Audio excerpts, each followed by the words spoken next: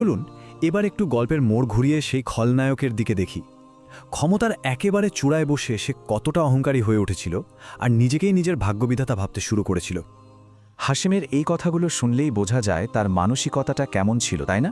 সে ভাবত টাকা আর ভয়, এই দুটো জিনিস দিয়ে দুনিয়ার সব কিছুকে নিয়ন্ত্রণ করা যায়। সে কোনো ভাগ্য বা নিয়তির ধার ধারত না। আর ঠিক এখানেই গল্পটা একটা অসাধারণ মোড় নেয়। যখন আব্দুর রহমানের পরিবার তাদের জীবনের সবচেয়ে কঠিন সময় পার করছিল, ঠিক সেই মুহূর্তেই অত্যাচারী হাশেমের পতনের ঘণ্টা বাজতে শুরু করে। আমিনার ধৈর্যের বাঁধটা ভেঙে গেল ঠিক তখন, যখন তার ছোট্ট মেয়েটা জ্বরে ছটফট করছে, কিন্তু তার কাছে ওষুধ কেনার মতো একটা টাকাও নেই।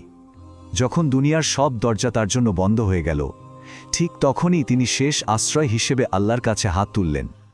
এই দোয়াটা ছিল একজন অসহায় মায়ের মন থেকে আসা শেষ আকুতি। আর বিশ্বাস করুন, এই প্রার্থনাই ছিল সেই স্ফুলিঙ্গ যা এর পরের ঘটনাগুলোর পুরো মোড়টাই ঘুরিয়ে দেয়।